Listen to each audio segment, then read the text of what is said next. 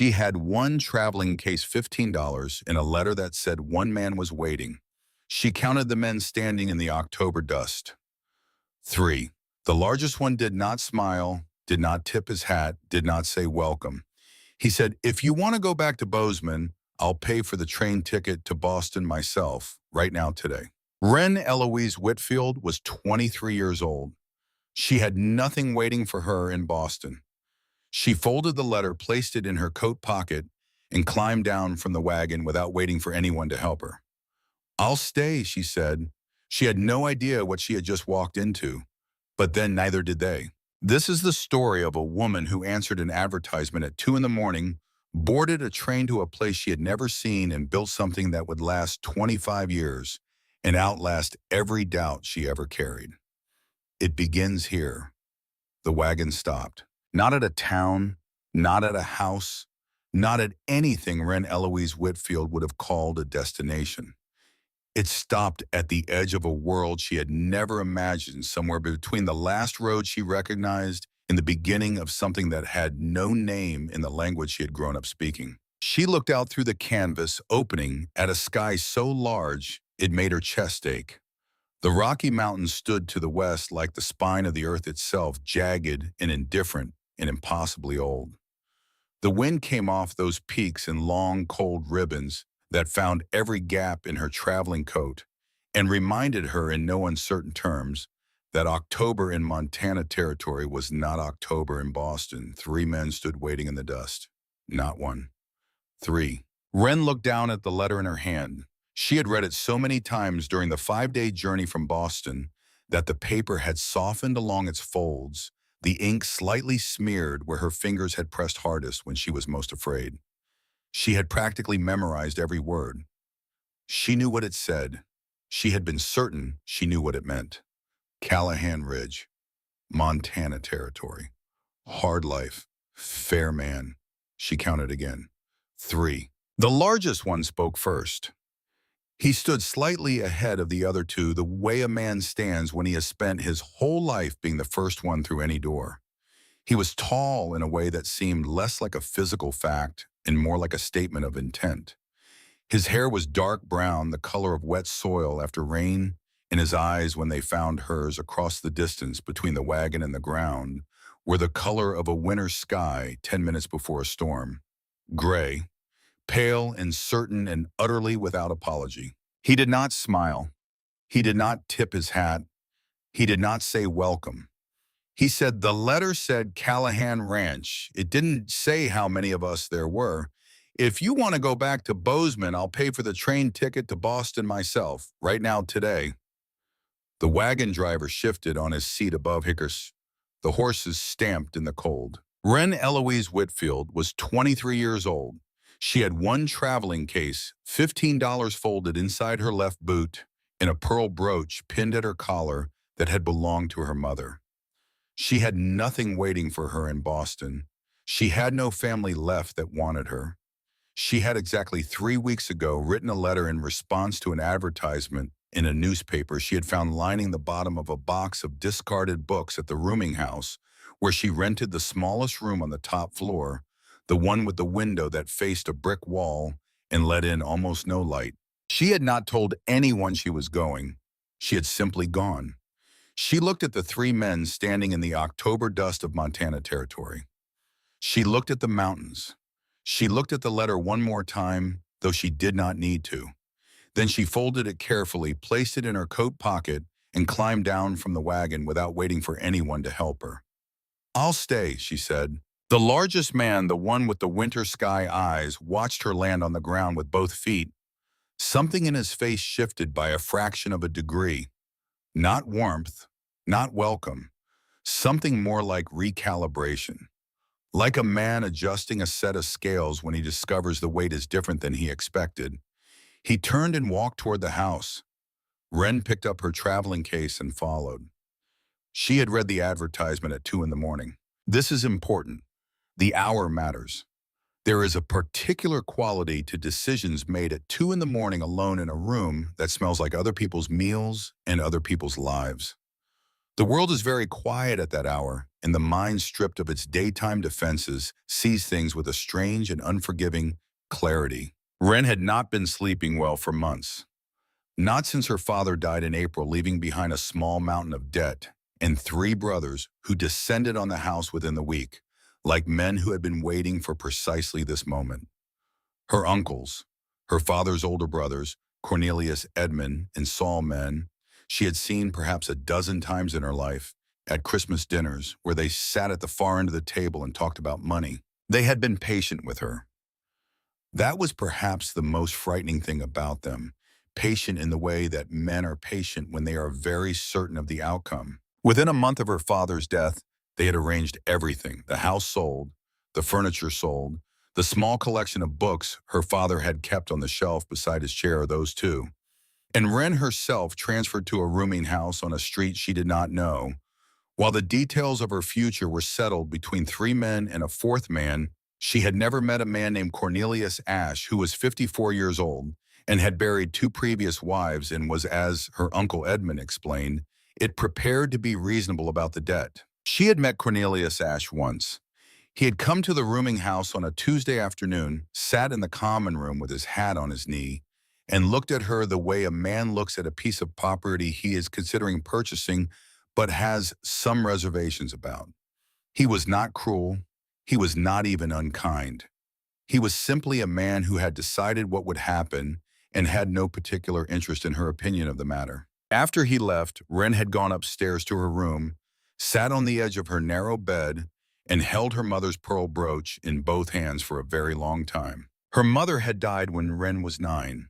She remembered almost nothing about her except the smell of lavender and the sound of her voice reading aloud in the evenings, and the brooch which her mother had worn every day, without exception, pinned always at the same place on her collar. When Wren was given it after the funeral, she had understood in the wordless way that children understand the most important things, that this was something she was never to let go of. She had not let go of it.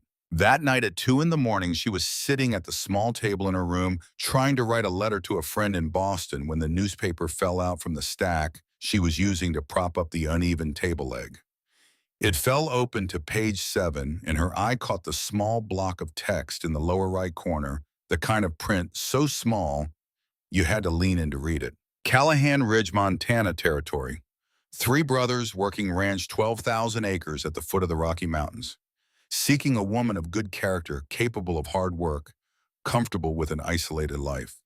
The work is real. The land is difficult. The men are fair. Write to Bridger Callahan, Clearwater Creek Post Office, Montana Territory. She read it twice, then a third time.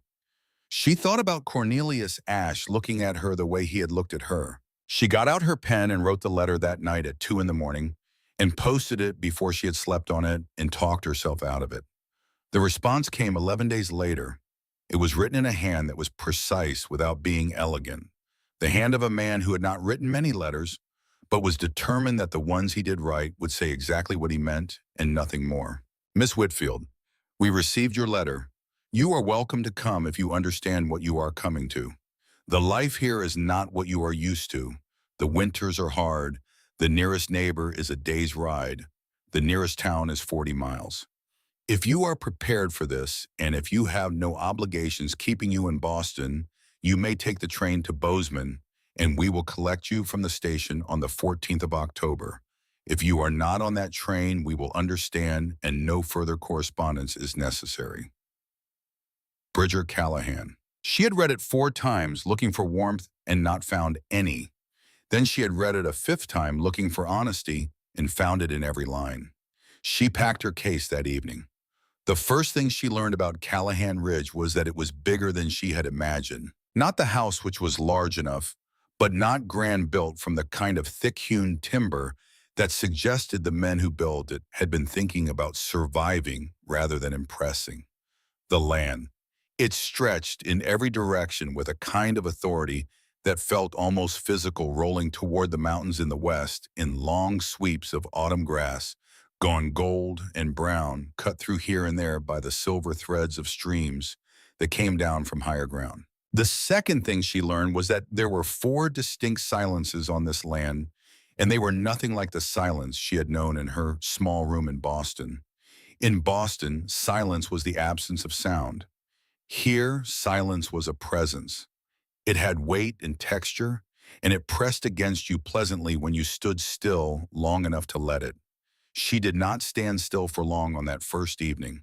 There was too much to take in. The man who had spoken to her first, Bridger Callahan, led her to the house without further conversation.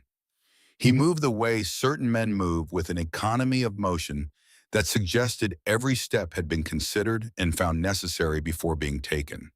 Not hurried, not slow, purposeful in the precise way that a man is purposeful when he has been responsible for things since he was very young. She would learn later that he had been 16 when his father died in a flood that swept through the valley in 1856 and took with it half the equipment, a third of the cattle, and all of the certainty that the world was a place a man could predict.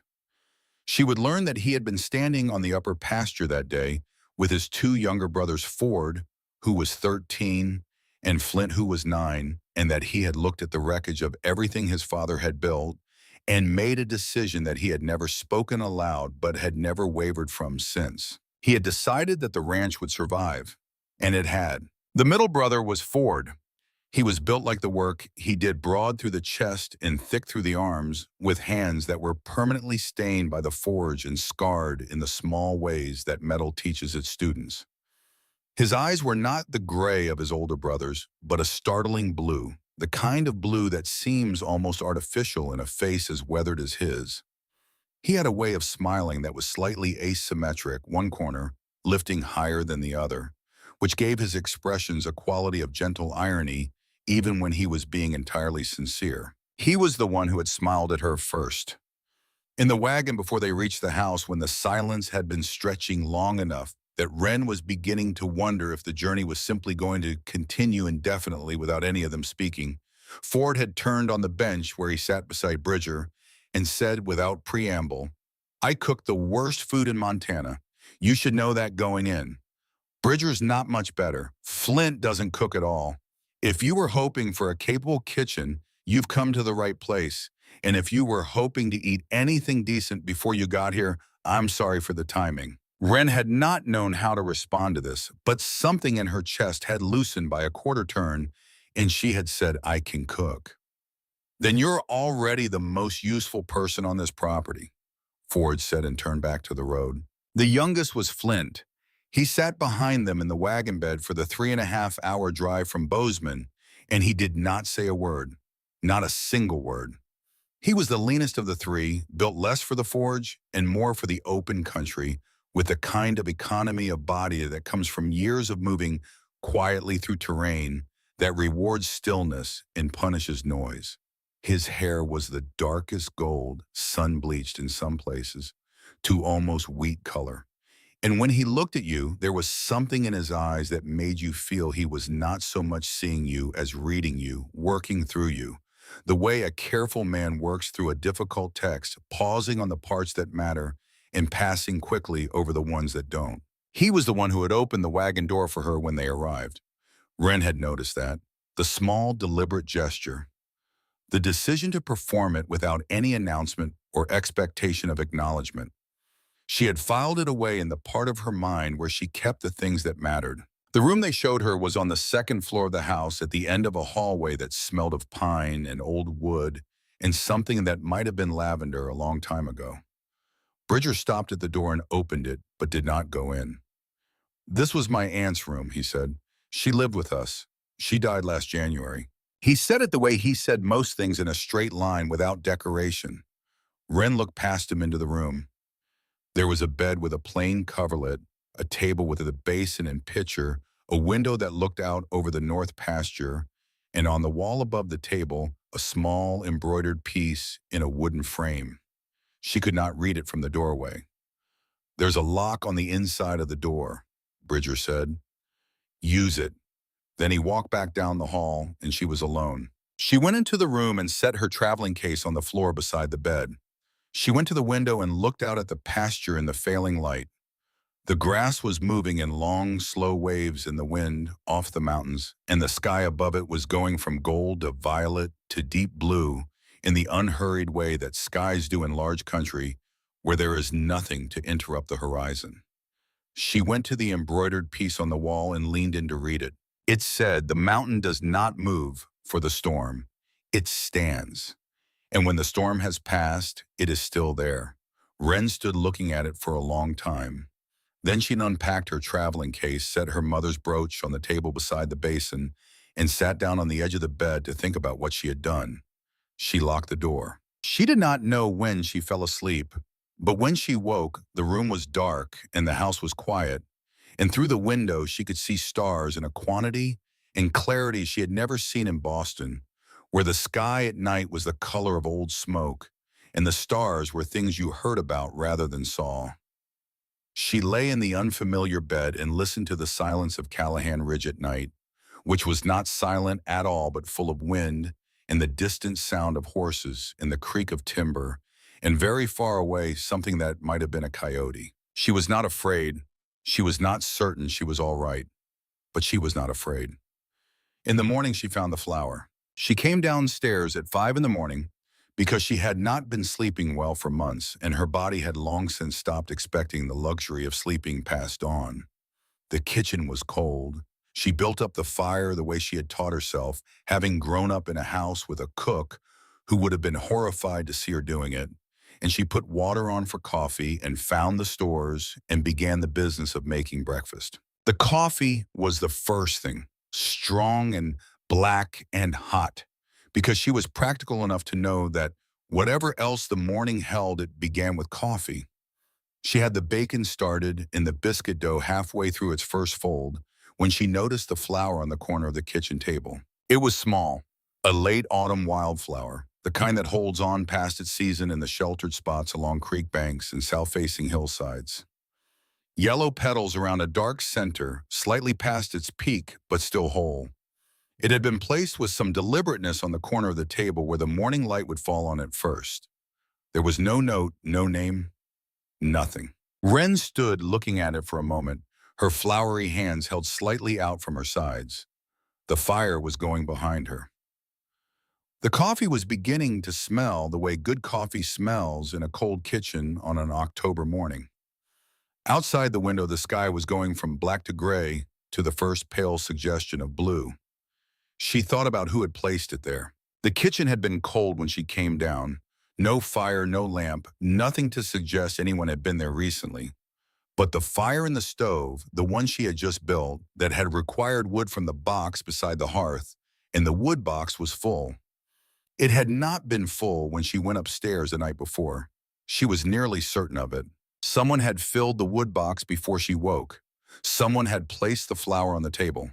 Someone on this ranch had woken before 5 in the morning to do two things that required no acknowledgement and carried no obvious practical value. She heard the back door open, and Bridger came in from the cold with the smell of the barn on his coat and frost in his hair, moving toward the stove with the focused economy of a man who has done the same thing every morning for longer than he could precisely account for.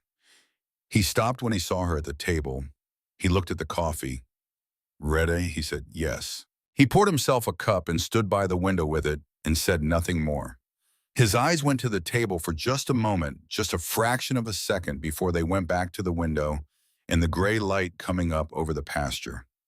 Wren went back to her biscuits and did not ask. Ford came in at 5:30, yawning with his whole body in the way of a large man in the early morning, and Flint came in 10 minutes after that, already dressed for the outdoors, already wearing the stillness of a man who has been awake long enough to have left that particular stillness behind and arrived at a different, more active kind of quiet. He did not look at the flower either, but he sat down at the corner of the table closest to it, which was, as far as Wren could tell, not where he usually sat. Breakfast was bacon and biscuits and strong coffee and scrambled eggs from the hens in the yard, and the three men ate with the focused appreciation of people who have been eating poorly for a while and are not going to diminish this moment with conversation.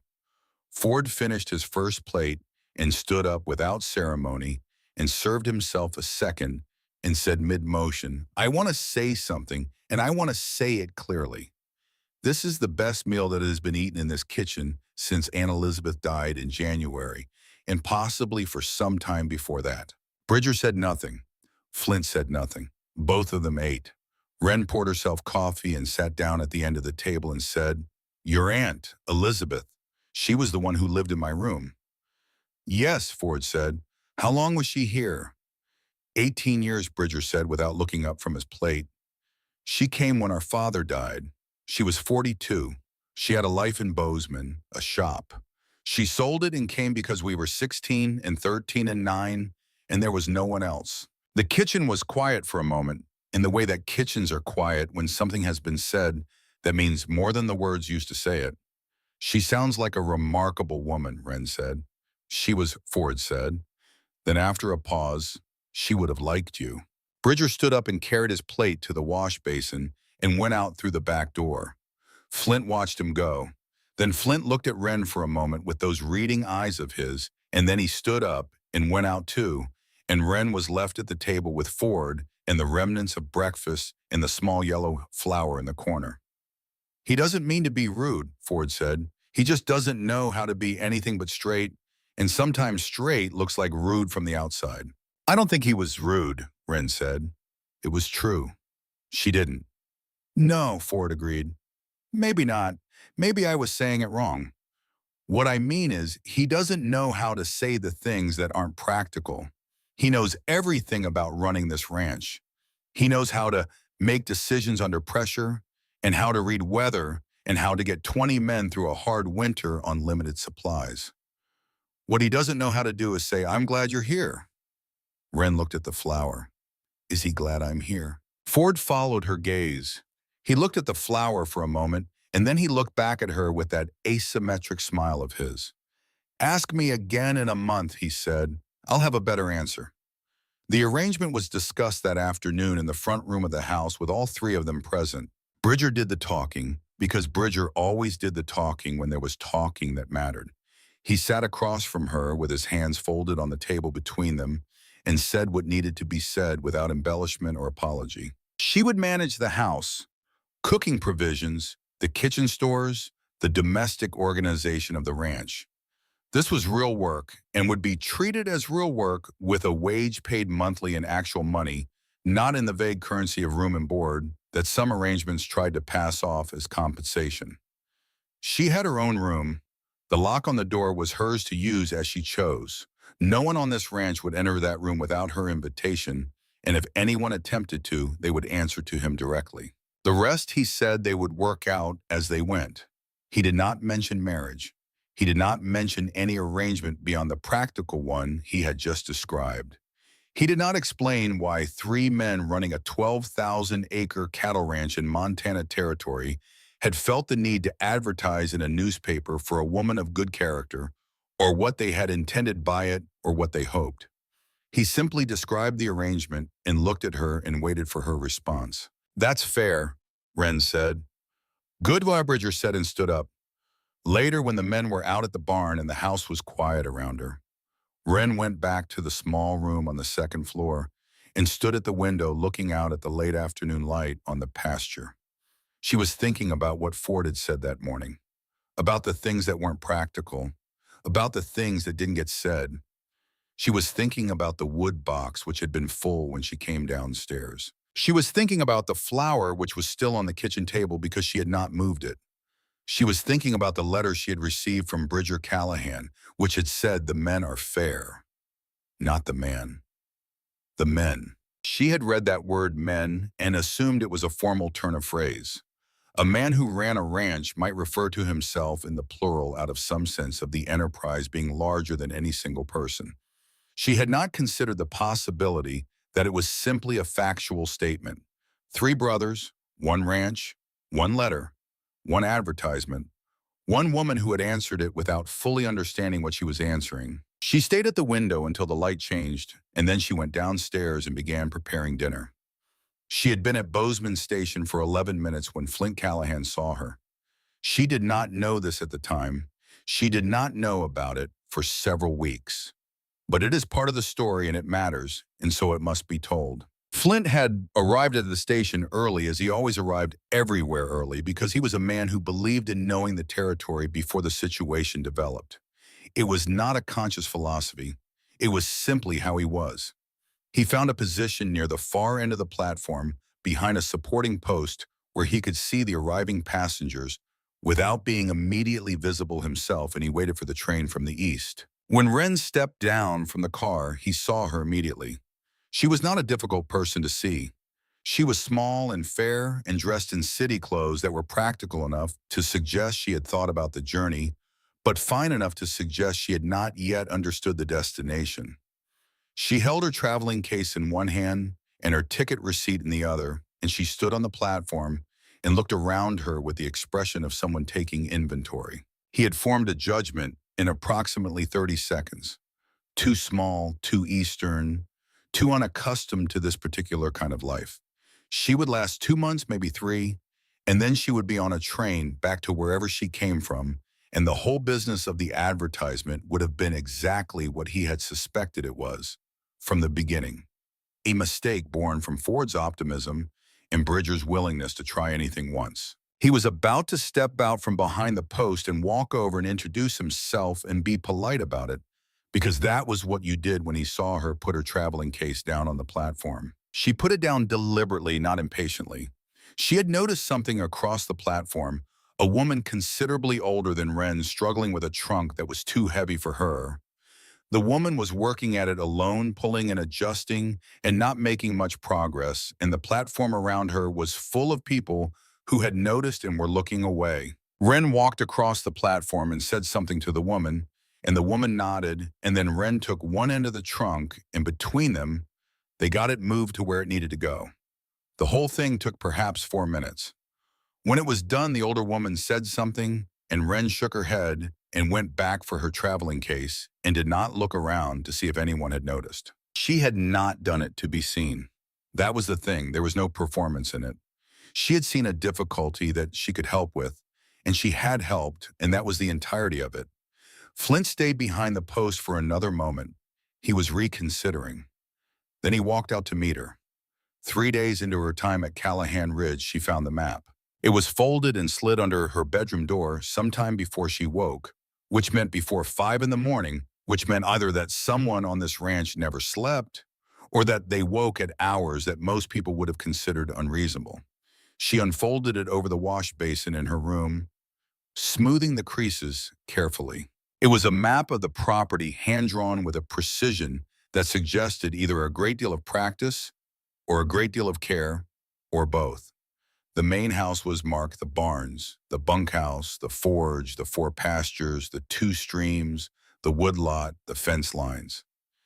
Every trail that crossed the property was marked with distances noted in a clear and careful hand, but it was the annotations that stopped her. In the margins and at key points along the trails, there were small notes in the same hand as the map itself. At the crossing of the western stream, the note said, "Unstable footing when frozen." Cross at the narrow point marked with the stacked stones. At the north pasture gate, it said, "Hinges stick in cold. Lift and push simultaneously."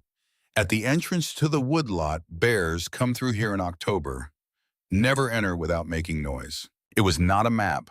Or rather, it was a map, but it was also something more than that. It was a document assembled by someone who had decided without any announcement or ceremony that this woman needed to be able to move safely through this land, and had sat down and written out everything they knew that might be useful to her. There was no name on it. Ren looked at the handwriting for a long time. Then she folded the map and put it in the pocket of her coat where she kept it for the rest of the time she was at Callahan Ridge. At breakfast, she looked at each of the 3 men in turn. Ford was eating and talking about a problem with one of the forge tools. Bridger was listening to Ford with the particular quality of attention he gave to practical problems, complete and focused, and entirely without distraction. Flint was eating without speaking, as Flint usually ate, and he did not look up when she sat down. She did not ask about the map. She poured her coffee and ate her breakfast and made a note of what she had observed, and she filed it in the same place she had filed the flour in the wood box and the wagon door. That afternoon, she went out to the south pasture with the map in her pocket, and she walked the trails marked on it, checking the annotations for accuracy. Every single one was correct. On the sixth day, she went to town. Clearwater Creek was 40 miles from Callahan Ridge along a road that was generous with rocks and conservative with hospitality, and it took most of a morning to get there. Flint drove the wagon. He drove the way he did most things, with a quiet competence that required no commentary, and he did not speak for the first hour, except to point out a hawk riding a thermal off to the north and say without particular emphasis, "Red tail, good sign. They follow the rabbits." Wren said, "And the rabbits are good. Rabbits mean the land is healthy. Hawks mean the rabbits haven't overpopulated. Balance." She thought about that for a while, and then she said, "How long have you lived here?" "All my life," Flint said. "I was born in that house." "You've never wanted to go anywhere else." He considered this for a moment, with what she was beginning to understand was his characteristic honesty, the kind that pauses before answering. Not because it is uncertain, but because it is making sure it is saying precisely what it means. "There are other places," he said finally. "I've been to some of them. They're interesting. But this is the place that makes sense to me. The way a language makes sense to you when it's the one you grew up speaking." Wren looked out at the country passing on either side of the wagon. The mountains to the west, the long grass, the enormous, uncompromising sky. "I understand that," she said, and was surprised to find that she meant it. Clearwater Creek was a town in the way that all frontier towns were towns provisionally, and with some ambition occupying a space between what had been and what might eventually become. There was a main street with a general store and a farrier and a post office and a building that served as a saloon and a meeting hall, depending on the day and the need. There were houses spread back from the street in the loose way of places that had not yet committed to being permanent. The people looked at her. She had expected this. A new face in a small town was always worth looking at, and a new face associated with the Callahan brothers was worth looking at twice and discussing afterward. The first person to greet her with genuine warmth was a woman of about 50 named Dorothea Briggs, who went by Dottie and who ran the only boarding house in town with the efficient authority of someone who has long since stopped caring what anyone thinks of her methods. Dottie shook Wren's hand outside the general store with a grip that suggested she had not always been the person who ran the boarding house, and said, "You'll be the woman from Boston. Good. This town needs someone who knows how to handle those three men." "I'm not sure I do know how," Wren said. "Nobody does at first," Dottie said cheerfully. "I came here from Philadelphia 18 years ago thinking I knew what I was walking into. I was wrong about almost everything. I learned. You will too." She paused. "I was a mail-order bride as well. In case you were wondering if there was anyone here who understood what it means to arrive in a strange place on faith alone, there is. It's me.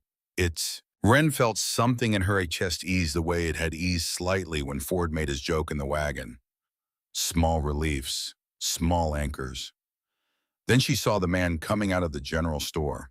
He was a heavy man, not tall, but wide through the chest and shoulders, with the kind of surface affability that sits on top of something much less pleasant, the way thin ice sits on deep water. His suit was too fine for the street, and his smile was too ready for the moment, and when his eyes found Wren, they did the thing that she had learned to recognize in certain men. They took inventory quickly and filed what they found under a category she did not care to think about. "You'll be the Callahan bride," he said, extending his hand. "Harlan Fitch. I own most of the useful property in this town and a considerable amount of the surrounding country." Wren shook his hand because there was no graceful way not to. "Wren Whitfield." "Whitfield," he repeated as if tasting it. "Eastern family. Boston, I heard. Long way from home."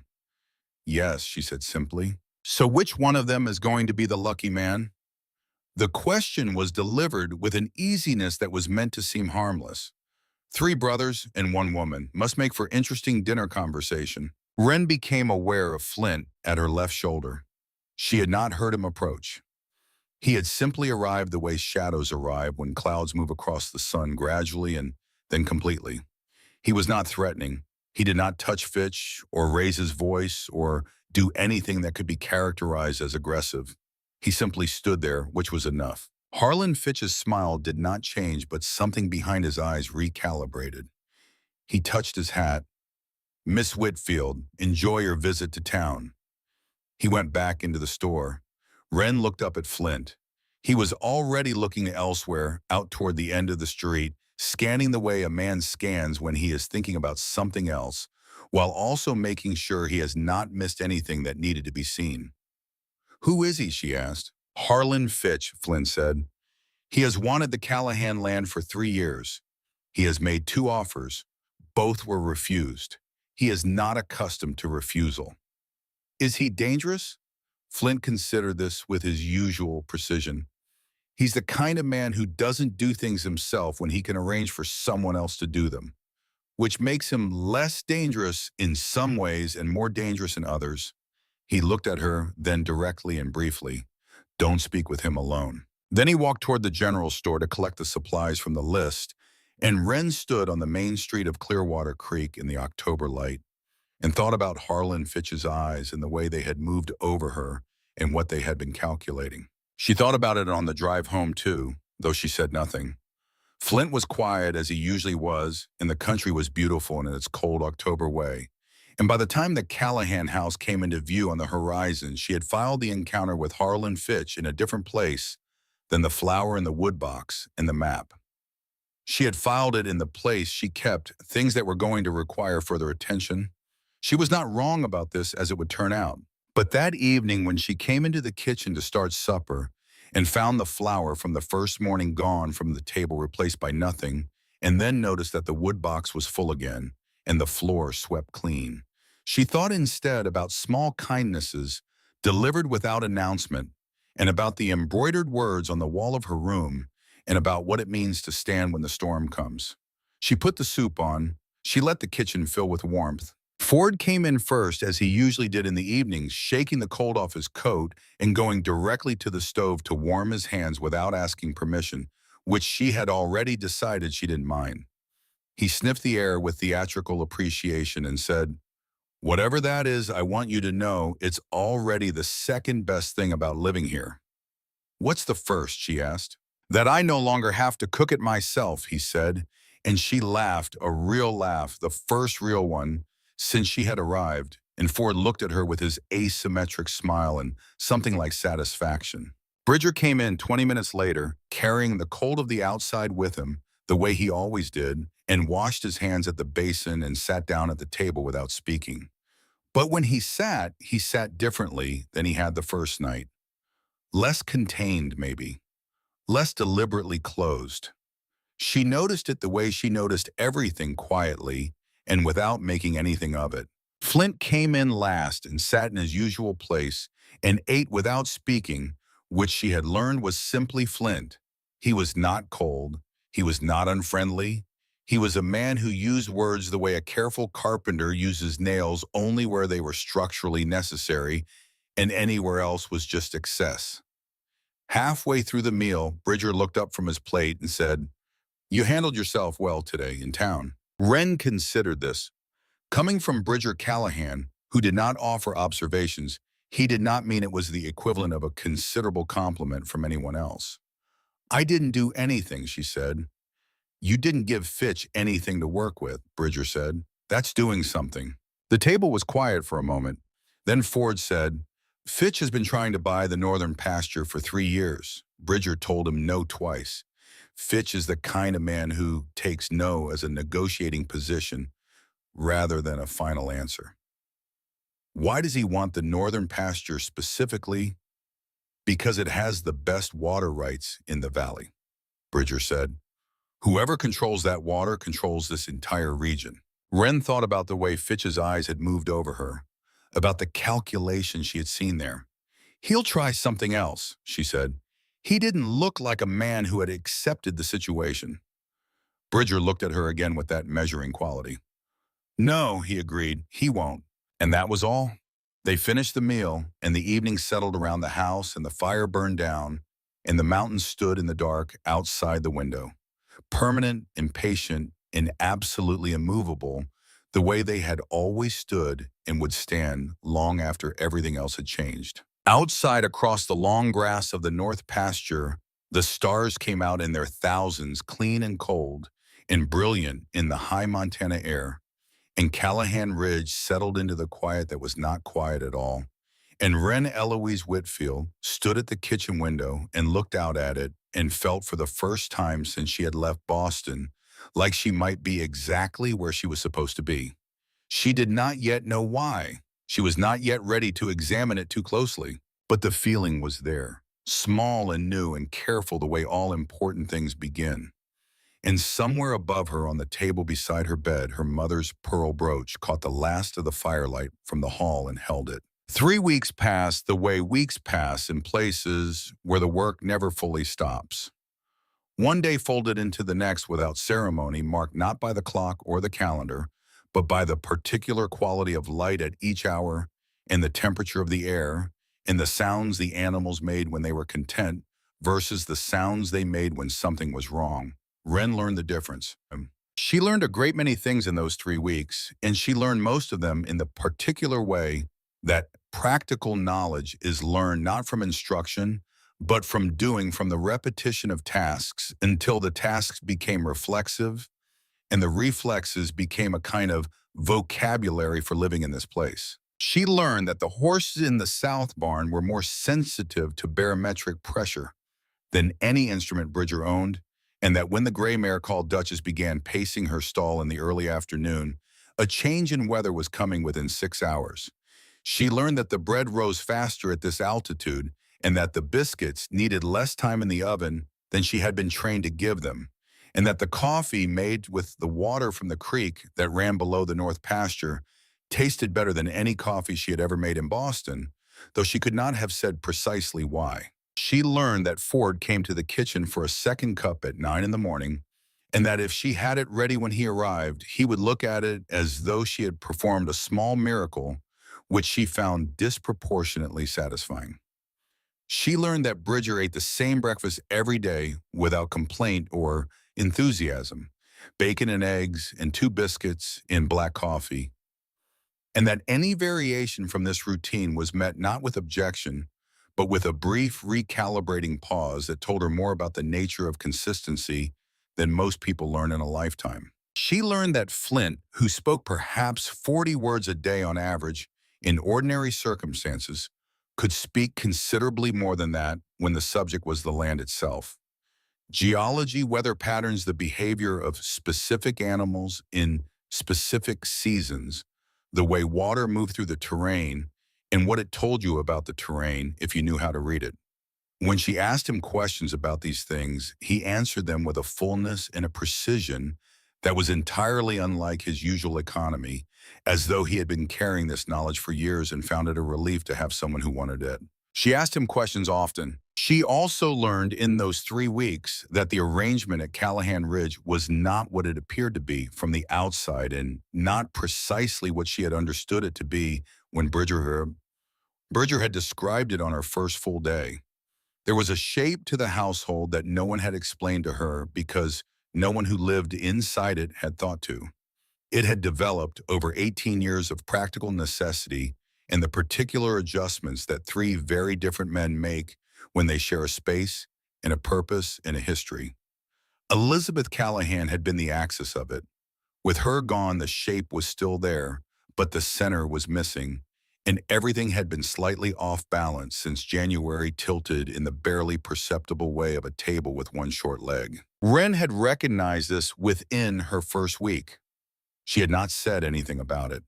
She simply adjusted her own position accordingly, the way you adjust your footing on uneven ground. On the 22nd day, she found the box. She had been cleaning the second-floor rooms.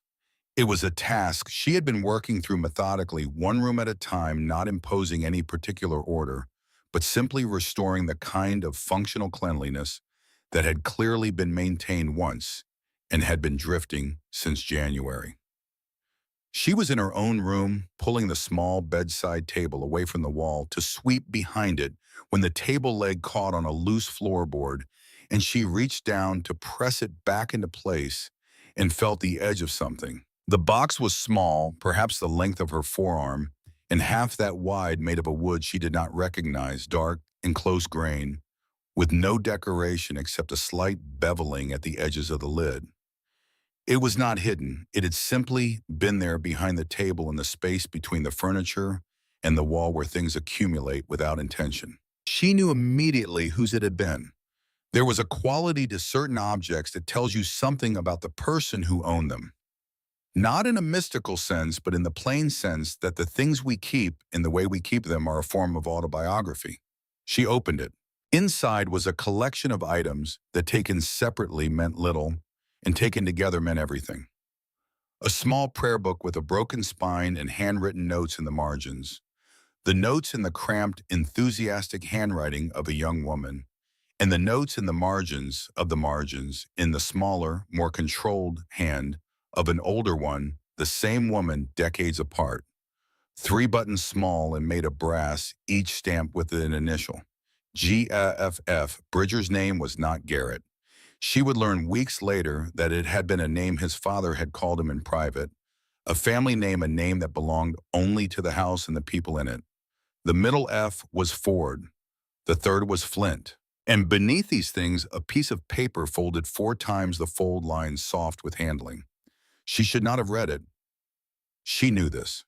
She unfolded it anyway, slowly, as though slowness conferred some form of permission. The handwriting was shaky, the handwriting of someone who was very ill or very old, or both, the letters unevenly formed and the lines drifting across the page as though the hand that wrote them could no longer hold a straight course. "My dear boys," it said, "Bridger, Ford, Flint. I am writing this in January because I think there may not be many more Januaries.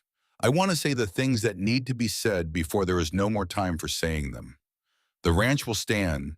I know this the way I know anything, which is that I have watched you build it and keep it and refuse to let it fall for 18 years, and nothing I have seen in that time has given me any reason to doubt that you will go on doing so. But I am not writing about the ranch. I am writing about the 3 of you. I have watched you become men who are extraordinary in the ways that matter most men of honor and work and real loyalty.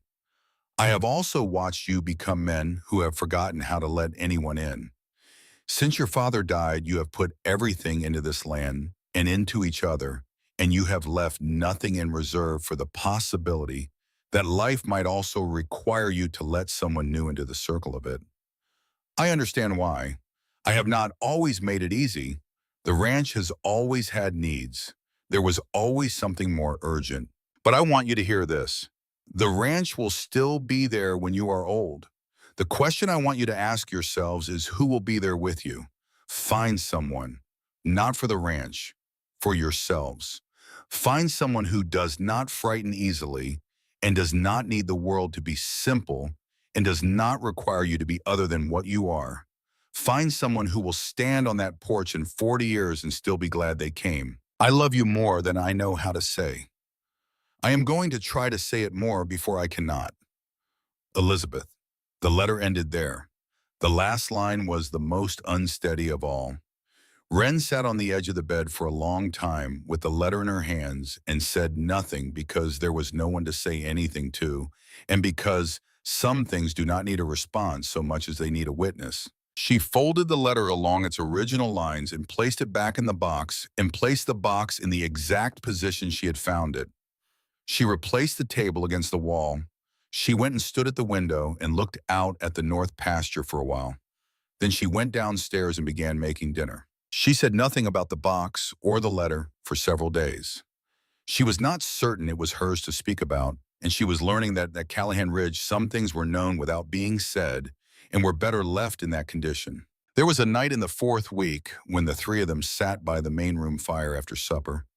The first time she had been in that room with all 3 of them together without the practical business of a meal to organize the space around. It had happened without planning. The evening was cold, the work was done, and no one had gone to bed. Ford had his boots off and his feet toward the fire, and he was in the mood which happened sometimes to talk. He talked about Elizabeth. He did it the way he did most things that cost him something, with apparent lightness, But she had been watching Ford Callahan for a month, and she knew the difference between the lightness that was genuine and the lightness that was armor. She used to sit in that chair, he said, indicating the wooden rocker beside the fireplace that no one had sat in since Wren arrived. Every evening after supper, she'd read or she'd sew or she'd just sit. Sometimes she'd say things that had no connection to anything we'd been talking about, just things she'd been thinking. Observations. She had a mind that made a lot of connections. Flint, sitting on the floor with his back against the wall, said nothing. Bridger sat in the chair on the other side of the fire from the rocker and looked at the flames. She sounds like she thought a great deal, Wren said. She did, Ford said. She thought about us especially, about what we were doing and what we weren't doing. She told me once, about 2 years before she died, that she worried we had built the ranch so well that we'd forgotten to build anything else.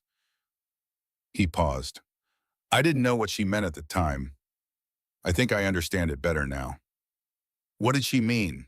Wren asked, though she thought she already knew. She meant that a man can pour everything into the work, in the land, in his brothers, and believe he's living a full life because the work is real and the land is real and the brothers are real, and he's not wrong. But there's a kind of life that work and land and brothers can't give you. And if you never leave room for it, you don't notice it's missing until something comes along that shows you the shape of the absence. The fire shifted. Somewhere outside, the wind moved through the pines. Wren said, my father used to say that the most honest things in the world are the things that show you what you didn't know you'd been missing. What kind of man was he? Ford asked. She told them. She told them about her father in a way she had not told anyone since he died. Not the facts of him, the small merchant who had built something modest and failed to hold it, but the texture of him, the man who read Shakespeare aloud and got the pages wrong and preferred his own version, who always smelled faintly of pipe tobacco and always had a piece of hard candy in his coat pocket on Sunday, who had taught her to do sums before she could read and then taught her to read so she could understand what the sums meant. She had not talked about him this way to anyone. She had not had anyone to talk to. When she finished, the fire had burned lower, and Flint had moved at some point from the floor to the chair that was closer to the fire, the one nobody had chosen all evening. Not the rocker, but closer. Bridger said without looking away from the flames, he sounds like a man who knew what mattered. He did, she said. He was not good at the practical things, but he knew what mattered. Those are not always the same man, Bridger said. No, she agreed, they're not. The fire burned down further, and at some point Ford went to bed, and then Flint and Bridger and Wren sat in the quiet of the main room with the last of the fire between them, not talking, not needing to, in the particular comfortable silence of two people who have arrived somewhere together without having planned the route. It was only when she stood to go upstairs that she noticed she had been sitting without thinking about it in Elizabeth's rocker. She said nothing about this, but she thought about it for a long time afterward. On the 26th day, something happened that changed the balance of the house in a different direction. Ford was teaching her to recognize the stages of iron as it moved through heat in the forge, pulling a length of bar stock from the coals and holding it up for her to see the color yellow-orange at the peak fading to red as it cooled. He was a patient instructor and a specific one, and she found herself genuinely engaged in a way that surprised her, not because she had any practical need to understand metallurgy, but because Ford explained things as though the knowing of them was its own justification. The color tells you everything, he said, turning the bar so she could see it from different angles in the dim light of the forge. The metal can't lie, it's too hot to bother. Is that a philosophy? She asked. He looked at her with the asymmetric smile. Everything's a philosophy if you look at it long enough. Most things in this life are telling you the truth. You just have to learn the language. She was about to respond when she heard something from the direction of the house. Not a shout, not anything alarming, but a sound that was slightly wrong in the way that sounds are slightly wrong when something has shifted. She turned. Bridger was coming across the yard from the direction of the post road with a piece of paper in his hand, and the look on his face of a man who has been handed information he does not yet know what to do with. He saw her and Ford in the doorway of the forge and came toward them directly. Letter came from Billings, he said. He looked at Wren. His eyes had the quality of a man who is about to say something that he knows will land badly and has decided that the cleanest thing to do is say it anyway. It's addressed to you. She took it. The handwriting on the outside was not familiar. Inside, the message was brief, written on the stationery of a law office in Billings with an address and a name she did not recognize. Miss Whitfield, we write on behalf of a client in the matter of a contractual obligation entered into in the city of Boston, Massachusetts. We have reason to believe you may be in breach of said contract. We request that you present yourself to this office within 30 days to discuss the matter. Failure to do so may result in legal action. The client in question is Mr. Cornelius Ashe, and the matter in question concerns the terms of a marital arrangement entered into in good faith by your legal guardians on your behalf. She read it twice, then as she looked up. Ford had read it over her shoulder. His face had changed in the way that Ford's face changed when he was genuinely angry. Not the hot, quick anger of a man who loses his temper easily, but the colder, slower kind that comes from a man who does not often feel it and therefore feels it completely when it comes. Your guardians, he said, your uncles. Yes, they signed a contract for your marriage without your consent. I was present, Wren said carefully. I was not asked. There is a difference. Bridger took the letter from her and read it himself.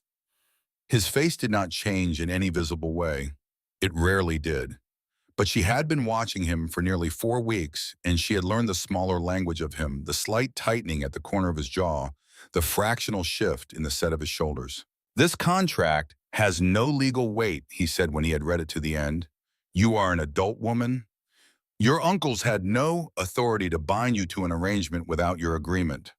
A contract requires the consent of both parties. I know that, Wren said, but Ashe is going to try to make it something it isn't. He'll use legal language to make it sound binding. He'll lean on the fact that you're a woman far from home with no family here to back you up. He looked at her steadily. This is Fitch. She blinked. What? Fitch wants leverage. He's found your past, and he's using it. Cornelius Ashe didn't go to a lawyer in Billings. He doesn't know where you are. Fitch found him and pointed him here. Bridger folded the letter. This is not about your uncles. This is about this ranch. The understanding of it settled over her, not with shock, but with the quiet completeness of a thing that once explained was obvious. The way Fitch had looked at her in Clearwater Creek. The inventory his eyes had taken. He had not been interested in her. He had been interested in what she represented, in the instability she might introduce into the Callahan household, and the possibility that a complication in her past might be the lever he needed. She was angry. She was not frightened. The distinction felt important. What do we do, she asked. We go to Clearwater Creek, Bridger said. We talk to Reverend Pryor. We make sure that when this comes to a head, and it will come to a head, we are standing on ground that Fitch cannot move under us. He said we, not she, not you. We. She noticed that. The drive to Clearwater Creek the next morning was quieter than usual. Bridger drove. Flint rode alongside on horseback, which he sometimes did, when he wanted to cover ground quickly enough to arrive before the wagon and assess things before the rest of them came into view. Ford sat in the wagon bed and said almost nothing, which told her more about his state of mind than conversation would have. She watched the country pass and thought about what she was doing. She was not afraid of Cornelius Ashe. She had met him once, and he had struck her as a man who made decisions based on calculation rather than passion, which meant that if the calculation changed, so would the decision. She was not even particularly afraid of the lawyer's letter, which she understood, as Bridger had said, had no legal force against her will. What she was thinking about was the particular quality of her own position. She had come to Montana territory because she had needed to go somewhere that was not Boston, because she had refused to let the next chapter of her life be written by 3 uncles, who thought of her as an asset to be liquidated. She had answered an advertisement and gotten on a train and traveled to a place she had never seen, to live with men she had never met, which was, she recognized an act that required either courage or desperation, or both. She was not certain yet which it had been. She was becoming more certain with each passing day that it did not matter. The act was done. She was here. And here, unlike Boston, felt like somewhere a person could build something of their own. She did not want to be removed from it by Harlan Fitch's maneuvering. The thought surprised her with its force. Not the thought of staying, which she had been circling for weeks, but the force of wanting to. The specific desire to be exactly where she was, on this wagon, on this road with these mountains in front of her, and this particular house at her back. She looked out at the hills and held that feeling carefully, the way you hold something you are not yet sure is real. Reverend Caleb Pryor was a man who had been brought up to believe in doing the right thing and had spent a significant part of his adult life discovering that doing the right thing was often considerably more complicated than the phrase suggested. He received them in the small room beside the church that served as his office, and he read the lawyer's letter that Bridger handed him with the careful attention of a man who understands that the words on the page and the truth of the situation are not always the same thing. When he had finished, he set the letter on his desk and looked at Wren over his spectacles. "Did you agree to this arrangement?" he asked. "No," she said. "Were you present when it was signed?" "No." "Were you informed of its contents before it was signed?" "No," he nodded slowly. "Then it is not binding," he said. "A contract of marriage requires the explicit consent of the woman involved. This has been the case in federal law since before either of us was born. Whatever your uncles signed, they signed in their own names and not in yours." "Cornelius Ashe may not see it that way," Bridger said. "Cornelius Ashe's lawyer knows exactly how it is," Pryor said with a dryness that Wren had not expected from him. "He wrote a threatening letter, not a lawsuit. There is a reason for that distinction." He looked at Bridger. "The question is whether this becomes a matter for the community to weigh in on, which I suspect is what you are concerned about." "Fitch will make sure it does," Bridger said. Pryor was quiet for a moment. He looked at the letter again. Then he looked at Wren with the expression of a man who has made a great many judgments in his time and has arrived at a place where he tries to make them carefully. "Miss Whitfield," he said, "I need to ask you a direct question, and I need a direct answer. Are you here of your own choosing?" "Yes," she said. "Is anyone compelling you to remain here against your wishes?" "No." "Do you understand the life you have come to? And have you chosen it with clear knowledge of what it entails?" She thought of the map. She thought of the flower. She thought of Elizabeth Callahan's letter and the 3 brass buttons and the words on the wall of her room. She thought of sitting at the kitchen table in the early hours with a man who did not know how to say, "I am glad you are here," and said it anyway in every practical thing he did. "Yes," she said, "I understand it, and I've chosen it." Pryor nodded once, the decisive nod of a man who has satisfied himself. "Then you have my support," he said. "And if it comes to a community hearing, as I suspect it will, you will have my voice." Outside on the steps of the church, the wind came through Clearwater Creek in a long, cold sweep that smelled of winter coming, and somewhere behind winter, the particular clean quality of high-altitude snow. Wren stood in it and felt the cold on her face and thought about what she had just said inside. She had said, "I've chosen it." She had not known until the words were in the air that she was certain of this. But she had said it, and it was true, and the truth of it did not feel frightening. It felt like the floor coming up solidly under her feet after a very long time of not being sure it was there. Flint was waiting by the horses. He had been outside during the conversation in Pryor's office, standing at the horses' heads, which was the place he usually chose when he was thinking about something and needed to keep his hands occupied while he did it. He looked at her when she came down the steps, and she could see the question in his face, which was unusual because Flint generally kept questions internal until he had fully formed them.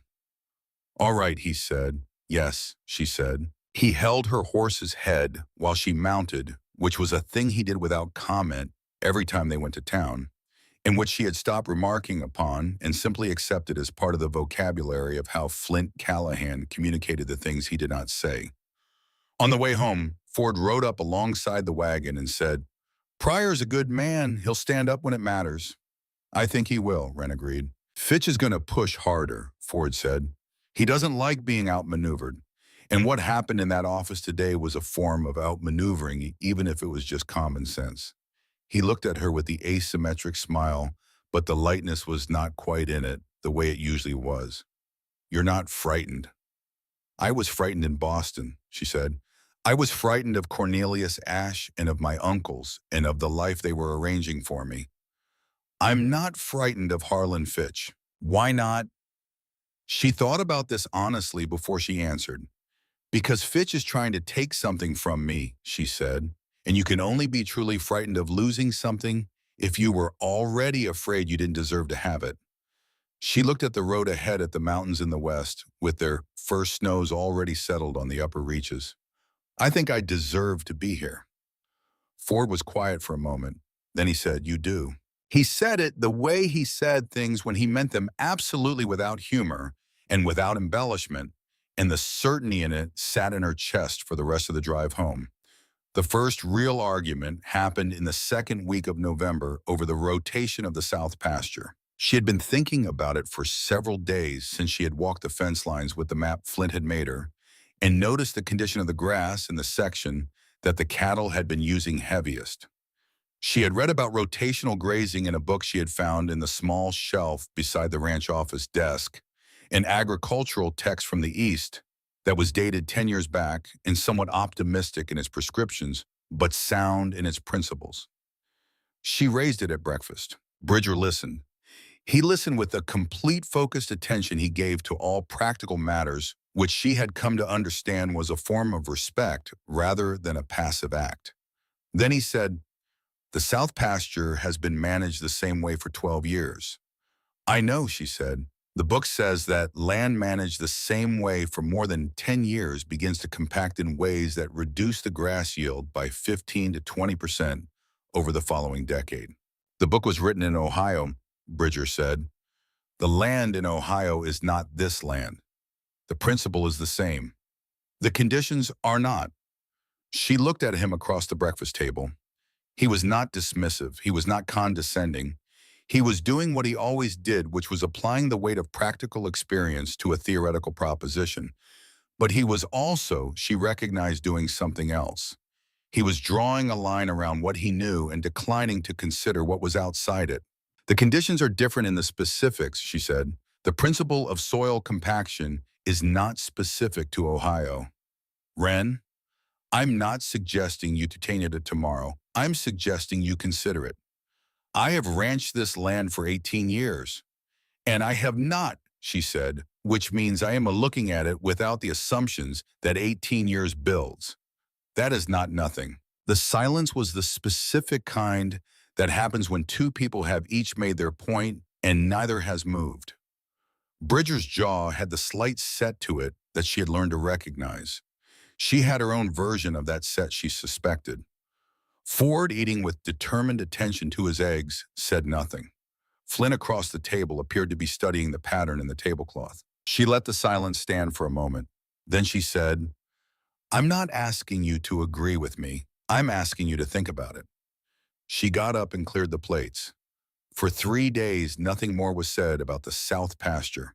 Bridger was not cold toward her, and she was not cold toward him. They were simply two people who had arrived at a disagreement and were each absorbing it at their own pace. On the fourth day, she came in and from the garden to find him standing at the south fence line with the agricultural text in his hand reading it. He did not look up when she approached. He read to the end of the page, closed the book with the deliberateness of a man who has finished what he set out to do, and said, "I'll speak to Flint about rerouting the cattle rotation in the spring." He handed her the book and walked back toward the barn. She stood at the fence line holding the book and looking at the south pasture, which was brown and frosted and entirely ordinary. And she felt something in her chest that she recognized as the specific satisfaction of being taken seriously. She had not been taken seriously in Boston. Not by her uncles, not by Cornelius Ashe, not by the general arrangement of the world she had grown up in, which had very specific ideas about what a young woman was for and what she was not. It was a small thing, and it was not a small thing at all. The trouble with Fitch, when it escalated, came through a man named Owen Crew. He arrived in Clearwater Creek on a Thursday morning in November, claiming to be an associate of the Whitfield family from Boston, and saying to anyone who would listen, and some who tried not to, that Wren Eloise Whitfield had left Boston in violation of a legal and binding contract, and that her continued presence at Callahan Ridge was at minimum irregular. Dottie Briggs heard it first at the general store and sent word to the ranch by way of the boy who ran messages. Bridger read the note at breakfast and said nothing for a full minute, which was longer than his silences usually lasted. Then he said, "Fitch found someone. He's going to try to bring this to a community level." The timing was not accidental. The annual community meeting, the gathering of ranchers and townspeople that Clearwater Creek held each November to discuss matters of collective concern, was 3 weeks away. Fitch had planned accordingly. It was Flint who came to find her in the kitchen in the late afternoon. She knew before he spoke that he had something specific to say. He stood in the kitchen doorway for a moment, organizing what he intended to say into exactly the form he wanted it in, and then he came and sat down at the table. "You heard about Carew at breakfast," he said. It was not a question. Bridger read the note. He said Fitch found someone. "Yes," Flint said. "I went to Billings last week." She turned from the stove to look at him. He had given no indication the previous week that he had been anywhere. He had been at breakfast every morning. He had been at supper every evening. He had apparently covered 80 miles in the time that he appeared to be in the normal rhythm of his days, and he had done it quietly enough that no one, including her, had noticed the going or the coming back. Why, she asked. "Because the letter from the law office had a return address. I went and found the office." He placed a folded piece of paper on the table. "That is a sworn statement from a phrastor in Billings who was present in a saloon when Harlan Fitch paid Owen Carew to come to Clearwater Creek and make claims about you. Carew is not from Boston. He has never been to Boston. He is a man who does this sort of work for hire." She looked at the paper. She looked at Flint. "You did this alone," she said, "without telling anyone." "Yes." Why? He considered this with his usual unhurried precision. "Because Bridger would have wanted to manage the method," he said, "and the method required moving quietly. Bridger is not built for moving quietly in matters that concern the people he is responsible for." A pause. "Neither is Ford. And you are." "It's what I do." She looked at the paper again. It was carefully written, witnessed by 2 signatures, dated and specific. It named Fitch by name and described the transaction in sufficient detail that it could not easily be dismissed as hearsay. She said, "How long have you been doing this?" "Since the 2nd week," Flint said. She sat down at the table across from him. The kitchen was warm behind her, the stove going, the smell of the bread she was making filling the room. Outside the window, the first hard freeze of November had come the night before, and the north pasture was white with frost. "You were ready to give up," she said, "at the station in Bozeman. I saw it later on your face. You nearly turned around." His expression did not change, but something behind it shifted the way the light shifts in a room when a cloud moves across the sun. "Yes," he said. "What changed your mind?" The pause was longer than his usual pauses. "I saw you help someone carry a trunk," he said.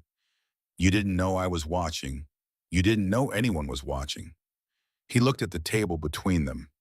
"Most people are different when they think they're not being observed."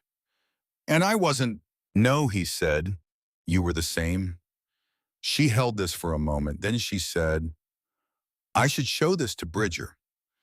"Yes," he said. "That's why I'm telling you." She picked up the paper and stood. Then she stopped. "Why did you tell me first? You could have taken this directly to Bridger." Flint looked at her steadily with those reading eyes. "Because it concerns you," he said. "Because you are not a problem to be solved. You are a person who has the right to know what concerns her before anyone decides what to do about it." She stood there for a moment longer, the paper in her hand, the bread rising behind her, the frost outside the window. "Thank you," she said. He stood up from the table and nodded once and went back outside into the cold. She found Bridger in the ranch office looking at the ledger with the expression he wore when the numbers were not telling him what he wanted to hear. He looked up when she came in. She gave him the paper. He read it without speaking, without any change of expression that she could identify. Then he set it on the desk and looked at it for a moment longer. "Flint went to Billings," he said, "last week, without saying anything. He said you would have wanted to control the method.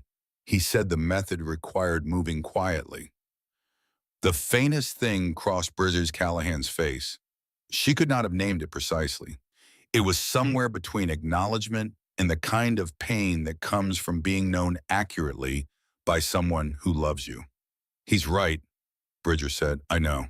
He was quiet for a moment. Then he said, "Fitch is not going to stop. This paper changes the community hearing. It doesn't change Fitch."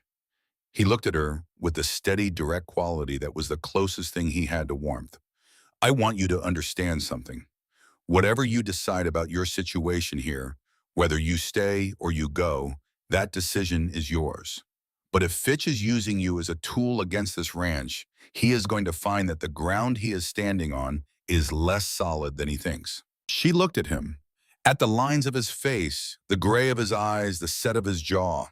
She thought about what Ford had said, that Bridger knew how to do everything except say, "I am glad you are here." She said, "I've already decided." He waited. "I'm not going anywhere," she said. "Not because of the ranch, not because I have nowhere else to go, because this is where I want to be. I decided that weeks ago. I'm just telling you now." Something in his face shifted, brief, controlled, but she caught it. "Good," he said. It was the same word he had used when she had agreed to the arrangement on her first day. But it sounded different now. Heavier, more considered, like a word that had been waiting to be said and had finally arrived at the right moment. She turned to leave, and then she stopped. "The ledger," she said. "May I look at it?" He glanced at the desk. "Why?" "Because I managed the household accounts in Boston since I was 17, and my father began forgetting things. Because you have been looking at those numbers with an expression that suggests the numbers are not cooperating." She met his eyes. "Because I might be able to help." The pause lasted long enough that she thought he was going to say no. Then he moved the chair beside the desk and nodded at it. She sat down and pulled the ledger toward her. They worked in silence for nearly 2 hours, which was the most time she had spent in a room alone with Bridger Callahan, and was, she realized, also the most at ease she had felt in his company. He did not explain things unnecessarily. She did not ask questions she could answer herself from the numbers. They moved through the ledger the way two people move through a shared task when they are both competent and both paying attention without friction, without performance. At the end of the second hour, she said, "The northern pasture fence replacement is scheduled for spring." "Yes." "If you delay it to autumn and use the capital for additional cattle in March, the return on the cattle will more than cover the fence cost by the time it's needed." She ran her finger along the column. "Provided the winter losses stay within the range of the last 3 years." He looked at the number she was pointing to. Then he looked at her. "Where did you learn this?" he said. "From my father's account books. He was a better merchant when he was young. He taught me to read the numbers. Later, when he began forgetting, I read them for him and made the suggestions, and he signed the papers." She looked at the column. He would have been a worse businessman and a worse man if he hadn't been willing to take help when he needed it. The silence that followed was not uncomfortable. It was the silence of a man absorbing something. "I'll think about it," Bridger said. She nodded and stood up and went back to the kitchen. 3 days later, he had rearranged the capital allocation in the ledger. He had not mentioned it to her. But when she went into the ranch office to return a pen she had borrowed, she saw the numbers had changed, and she recognized the logic of the changes, and she went back to the kitchen and put the kettle on and let the warmth of it settle quietly in her chest. The night the first real storm of winter came was the night the house changed. It came in from the northwest in the way that Montana winter comes without much ceremony, a darkening of the sky in the late afternoon, and then a wind that meant business. And by the time supper was on the table, the temperature outside had dropped 15 degrees, and the snow was coming sideways past the kitchen window.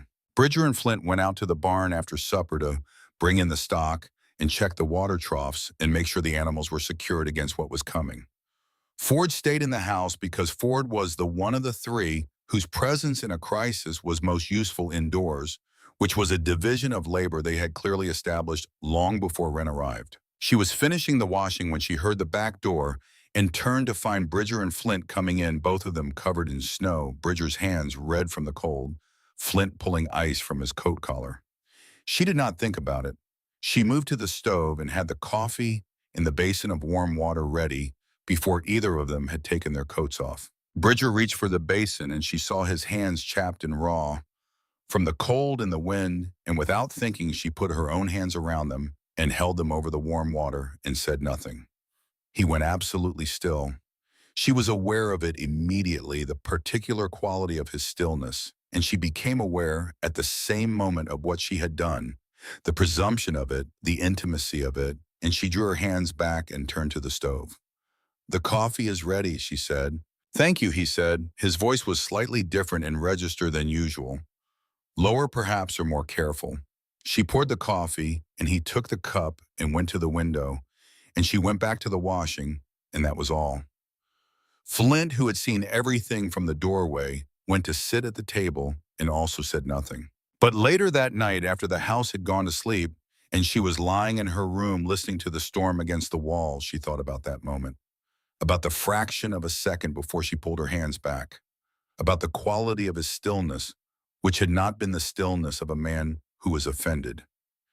It had been the stillness of a man who was trying to remember how to breathe. She lay in the dark and held her mother's brooch between her hands and listened to the storm work itself out against the walls of the house that Elizabeth Callahan had called home for 18 years. And she thought about what it meant to stand in a place long enough that the place became yours, and what it meant to let someone in who had not been expected. She thought about Elizabeth's letter and the question it had asked. Find someone who will stand on that porch in 40 years and still be glad they came. The storm blew through the night, and by morning the world outside the window was white and clean and entirely new. The kind of new that comes after a hard thing has passed through and left silence behind it. She went downstairs and built the fire and put the coffee on, and when Bridger came in at 4:30, an hour before the others, and found the kitchen warm and the coffee ready and the fire going, he stood for a moment in the doorway and looked at it.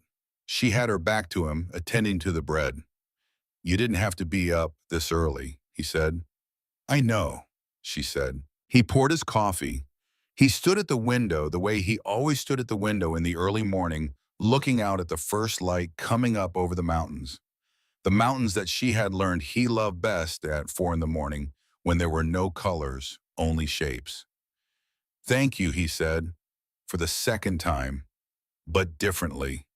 "You're welcome," she said, for the first time, and she meant it completely. Outside, the north pasture lay under its first real snow, white and still and holy itself, and the mountains beyond it stood the way they had always stood, unmoved by the storm that had come and gone, patient and permanent and absolutely there, the way all things that truly matter learn to be. The community meeting was held on the second Thursday of November in the building at the end of Clearwater Creek's main street that served as a meeting hall in cold weather and a feed storage in warm. It was large enough to hold most of the settled families in the valley when they came together, which they did 3 or 4 times a year for matters of collective interest, water rights, disputes, road maintenance. The occasional need to agree on something without resorting to the slower and more expensive mechanism of the law. Wren had not known she would be attending until Bridger said the morning before that she should come. She had looked at him across the breakfast table. He was not looking at her. He was looking at his coffee, which was what Bridger Callahan did when he was saying something that cost him something. "You have the right to be present at any proceeding that concerns you," he said. "You have the right to speak. I want you to know that. Will I need to?" "I don't know yet," he said. "I want you to be ready to." Ford, who had been listening with the focused attention he gave to anything that mattered, said, "We'll all be there." Flint said nothing. But that morning before she came downstairs, she had heard the particular sound of the wagon being prepared, which meant it had been cleaned, and the horses had been brought in early, and everything had been made ready for a longer journey than the usual supply run. No one had asked him to do any of this. She thought about what Flint had told her weeks ago. He had said she was not a problem to be solved. She was a person who had the right to know what concerned her. She was beginning to understand that this was not only a thing he believed about her, it was a thing he believed about people in general. It was simply a belief he had never found a way to express until she arrived and gave him a reason to. The hall was nearly full when they arrived. She had not expected that. She had understood the meeting was community-wide, but she had imagined something smaller, more provisional, the kind of gathering that draws out the people who have opinions already formed and lets the rest stay home. Instead, there were ranchers she had not seen before from farther up the valley, and their wives, and some of the single men who worked the smaller claims, and the two women who ran the dry goods together, and Reverend Pryor in his place near the front, and Dottie Briggs in the second row, wearing her second-best dress, which Wren had come to understand was Dottie's way of signaling that a matter was worth taking seriously. Harlan Fitch was there. He was standing near the front of the room in conversation with two men Wren did not recognize, both of them wearing the clean clothes of men who did not work outdoors. Owen Carew was not present.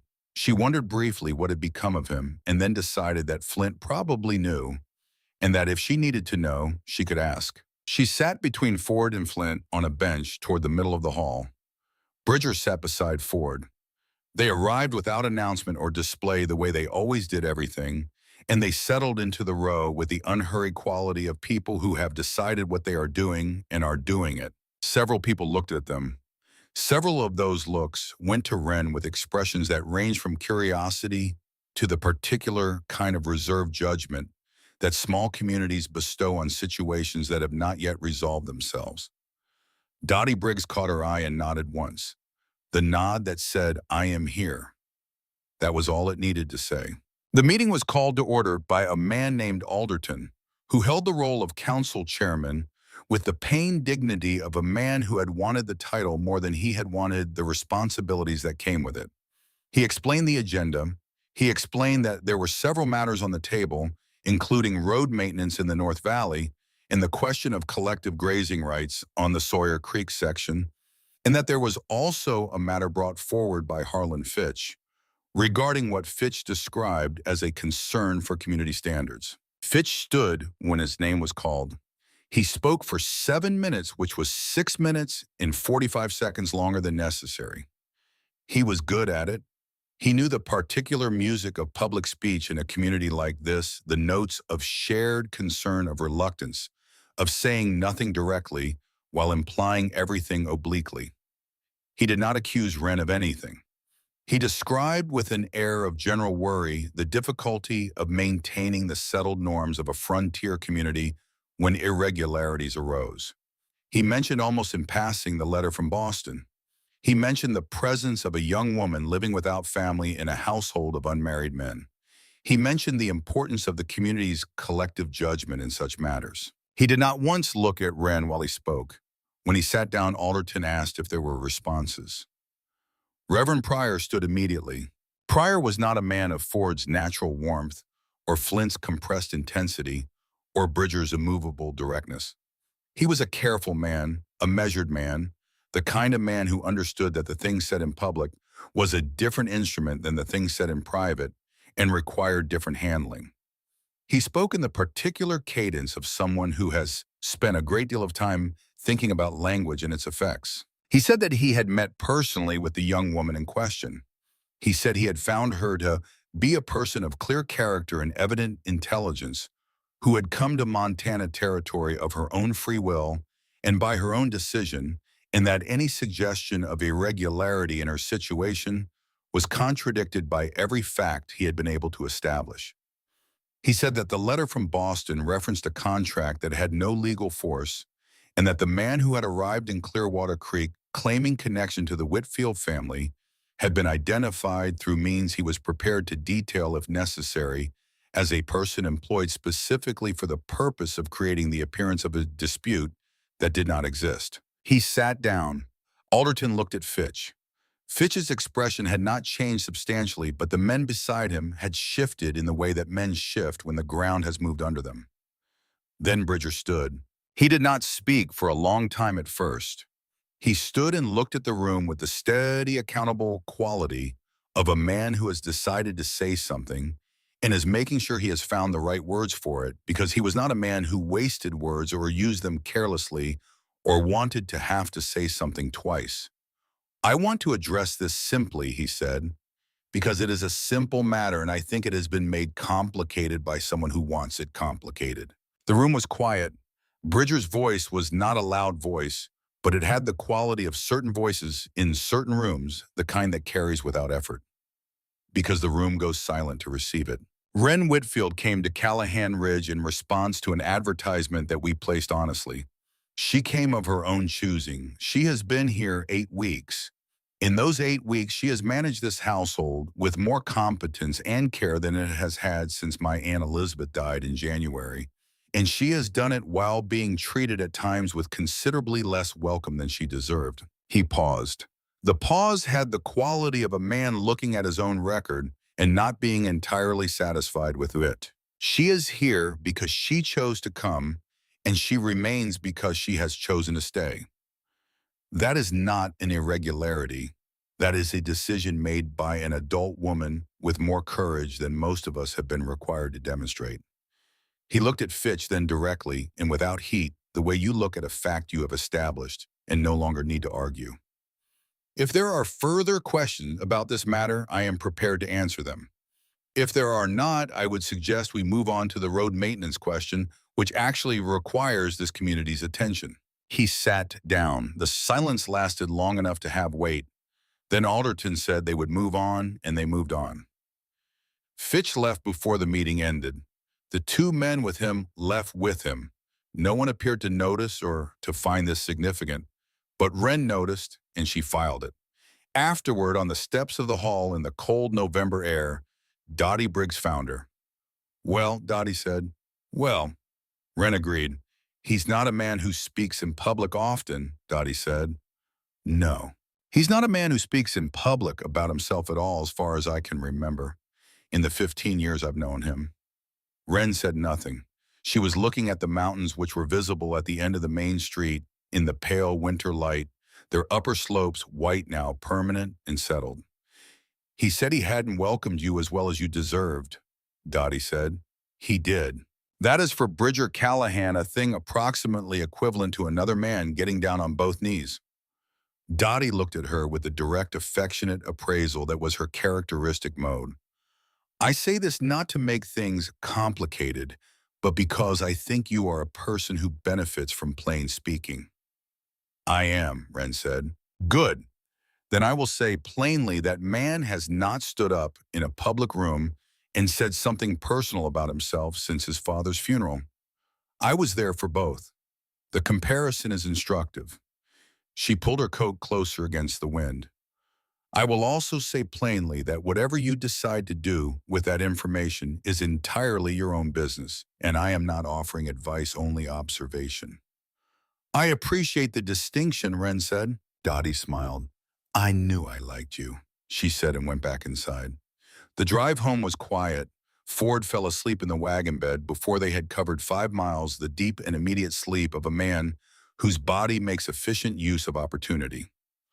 Flint rode alongside on horseback, maintaining the loose, watchful distance he maintained whenever they were on the road, close enough to be immediately present if needed, and far enough to be his own thing. Bridger drove. He was always the one who drove. She had stopped noticing this as a choice and started understanding it as simply the expression of what he was. The person in the group who took the reins in the literal as well as the figurative sense. Not because he was the oldest or the largest or the most capable in any general way, but because that was how he was constituted, and the Constitution had never changed. She sat beside him on the bench, and they did not speak for perhaps the first half hour. The country moved past them in the long, cold silence of a November afternoon in Montana. The grass pale, the trees bare the sky, the specific gray of a day that has not decided whether to deliver more snow. Then she said, I wanted to say something. He waited. What you said in there? In the hall. I want you to know that I understand what it cost, and I want you to know that I don't take it lightly. He was quiet for a moment. The horses pulled steadily. The road curved through a cut in the low hills and then opened again onto the wide valley that led toward Callahan Ridge. I said what was true, he said. I know. That's not the same as saying it was easy. He held the reins in both hands and looked at the road. Well, he said, it wasn't easy. Why did you, The question lay between them for a long enough time that she thought he might leave it there. Then he said, because you stood in that room and you were not afraid, and you had every reason to be. Because Fitch had been trying to use you as a lever against something that has nothing to do with you, and you handled it with more dignity than I managed at twice your age in a situation half as complicated.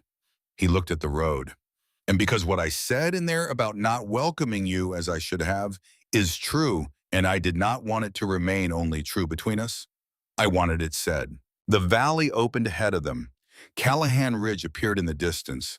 The house and the barns and the woodlot settled into the land as though it had grown there rather than been built. She said, you've been welcoming me all along. You just do it in a language I had to learn. He looked at her then, the winter sky eyes pale and direct and stripped of anything unnecessary.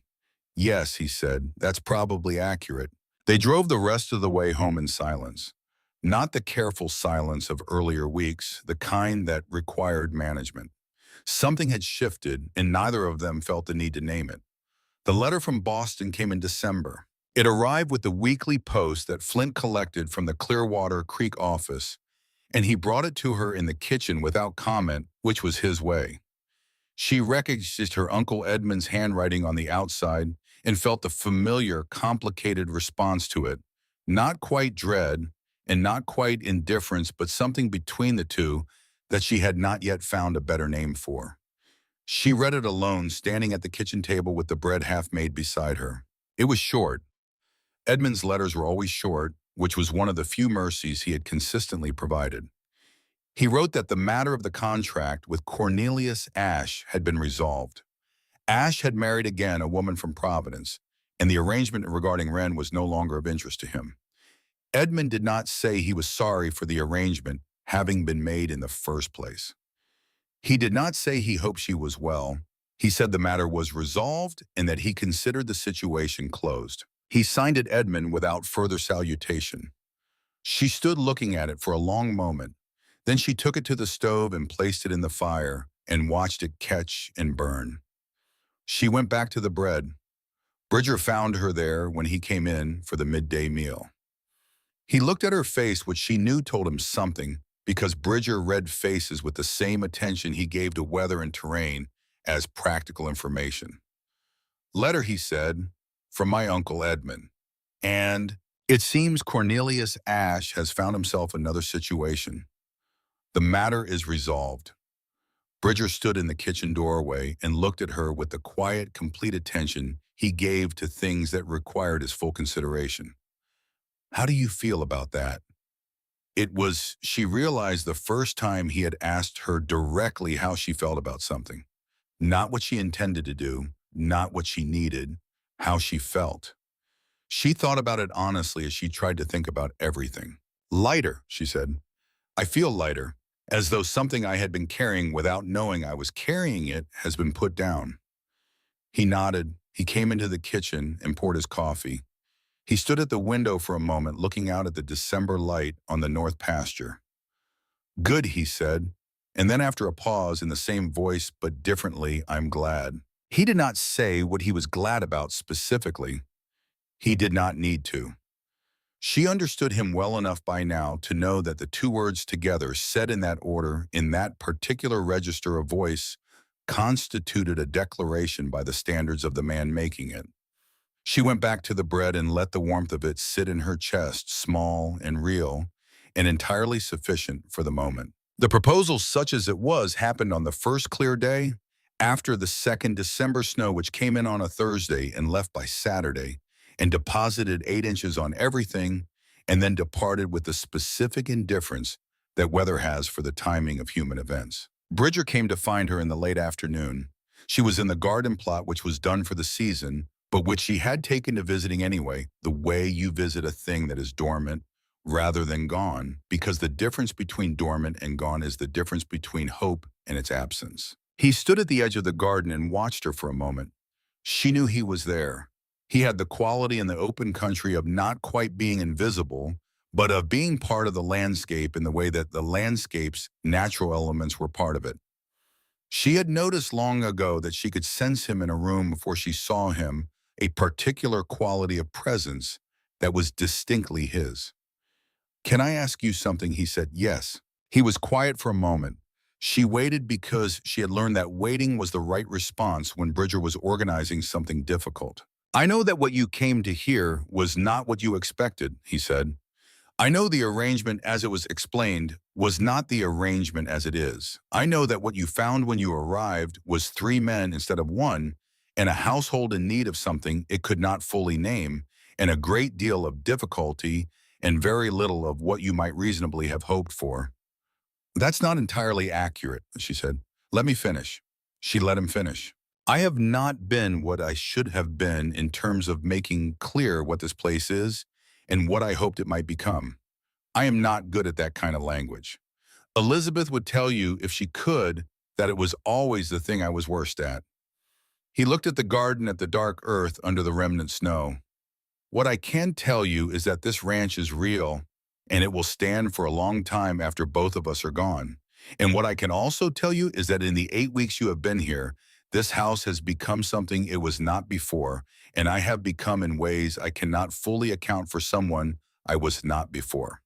And those two things are connected to you specifically." She was very still. "I would like to ask you to stay," he said, "not as the arrangement we described on the first day, but as the person who has the right to a say in everything this ranch does and everything this household is, as someone whose judgment I intend to ask for and follow when it is better than mine, and argue with when I disagree, and be argued with in return."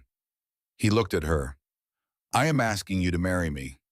I am asking you plainly and without performing anything I don't feel, because you are a person who sees through performance, and I have no interest in attempting it with you." The December air was cold and clean around them. The mountains were white to their lower elevations, now massive and settled, the same mountains that had been here before anyone she knew was born, and would be here long after everyone she knew was gone. She looked at them for a moment. She thought about the advertisement she had read at 2 in the morning. She thought about the train and the station and the 3 men in the October dust. She thought about the flower on the kitchen table and the map under her door and the ledger and the bar and the storm and the hand in the warm water and all the 100 small accumulated things that a life in a place deposits the way water deposits sediment, slowly and without drama, until one day you look down and there is something there that was not there before. She thought about Elizabeth's letter. Find someone who will stand on that porch in 40 years and still be glad they came. "Yes," she said. Bridger looked at her.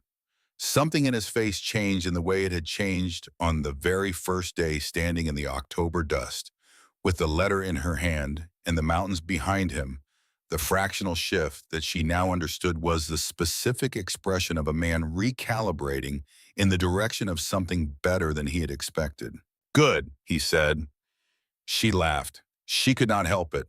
It was such a thoroughgoing Bridger Callahan response to the most significant conversation of his adult life. He looked at her with an expression she had not seen on him before. It took her a moment to place it because it was unfamiliar in that particular face. But when she placed it, she recognized it as happiness. Simple, direct, unembellished happiness, the kind that does not require anything additional. What he said, "Nothing," she said. "That's the right word. Good is exactly the right word." He offered her his hand to help her out of the garden. She took it. He kept hold of it for the walk back to the house. They were married in March, when the worst of the winter had broken, and the first suggestions of the coming spring were visible in the south-facing slopes where the snow retreated earliest, and the first pale shoots of grass pushed through the frozen ground. Reverend Pryor conducted the ceremony in the church at Clearwater Creek on a Saturday morning with a particular quality of pale March light coming through the windows and the smell of candle wax and cold timber in the air. It was not a large wedding.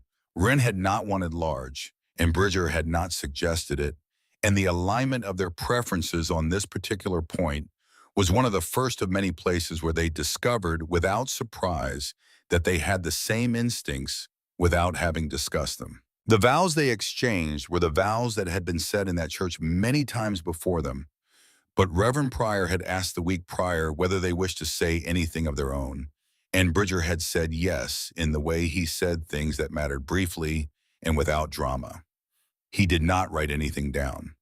He said, standing in the pale March light, with Wren's hands in his, that he did not have a great deal of language for the interior things, but that he could offer this. He intended to be accountable to her in everything, to ask her opinion before he made decisions that concerned them both, to argue with her honestly when he disagreed, and to change his position when she was right, and to make certain she never had reason to doubt that she was exactly where he wanted her to be. He said this without looking away from her face. He said it in the same even unembellished voice he used to discuss cattle prices and fence lines and the behavior of the weather. And she understood, because she understood him by now, that this was not a diminishment. This was him taking the most important thing he could say and trusting her to receive it fully, because she was the kind of person who could. She said that she had come here not knowing what she was coming to, and that what she had found was more than she had known how to want. She said she intended to stay, not because the world had left her nowhere else to go, but because this was where she chose to be, and she intended to go on choosing it every morning for as long as she was given mornings to choose. She looked at him when she said it. He held her gaze, and she saw in it the same thing she had seen in it since the first day, that steady, direct, ungarnished quality of a man who says what he means and means what he says. And she was glad, in the particular way you are glad for things that turn out to be exactly what they seemed. Ford stood beside Bridger with the slightly overcharged emotional quality he always brought to occasions that moved him, which he managed by being louder and more cheerful than the situation required, which was his version of composure. At one point during the vows, Wren heard him clear his throat in the way of a man who was dealing with something in the vicinity of his eyes, and she did not look at him because she knew that if she did, she would not be able to maintain her own. Flint stood on Bridger's other side and said nothing throughout the ceremony, which was entirely correct. He had presented her with something that morning before they left for the church. He had knocked at her door and handed her, without explanation or ceremony, a small bunch of late winter wildflowers, the very first ones to push through in the sheltered bend of the creek below the south pasture. The same kind of flower, the same yellow petals that had been on the kitchen table her first morning at Callahan Ridge. He had not said anything. He had simply given them to her and walked away. She had understood everything that had been communicated. Dottie Briggs sat in the front row and cried without apology, which she later described as her right as someone who had witnessed the entire proceeding from the beginning and had earned the emotional response through sustained investment. What came after the wedding was not the end of anything. That is perhaps the most important thing to understand about it. It was not a conclusion, it was the completion of a beginning. The spring of 1875 arrived, the way springs arrive in that country, with a provisional quality that does not fully commit until late April. The cold-making periodic returns to remind you that it has not gone far, only stepped back. The cattle that had wintered came through in better shape than the previous year, which Bridger attributed to the pasture rotation that had been adjusted in the fall. He said this once at breakfast, without elaboration and without looking at Wren, which was precisely how he delivered acknowledgments, quietly and in passing, and never more than once. She had by then learned to receive them in exactly the same way, which was to hear them fully and let them matter without making anything more of them than they were. Ford in the spring received a letter from a woman in St. Louis named Harriet, a widow with 2 children, who had answered a brief inquiry he had placed in the classifieds of a Western newspaper the previous autumn without telling anyone he had done so. The letter was warm and funny and written in a hand that suggested a person not much interested in saying less than she meant. Ford read it at breakfast and then looked up and found both his brothers watching him and said, "I may have placed an advertisement." Bridger said, "I know." Ford blinked. "You knew," Flint told me. Flint. Ford looked at his younger brother with an expression of comprehensive betrayal. Flint continued eating. When October, Bridger said, "We decided it was your business," and left it. Ford looked between them for a moment with the expression of a man recalibrating his understanding of his family. Then he said, "Right," and went back to his eggs. And then after a moment, "She sounds like a good woman." "Write her back," Bridger said. Ford did. Harriet arrived in Clearwater Creek in September of that year. She was not what any of them had pictured, which was the best possible outcome because the person who arrived was considerably more interesting than any picture would have been.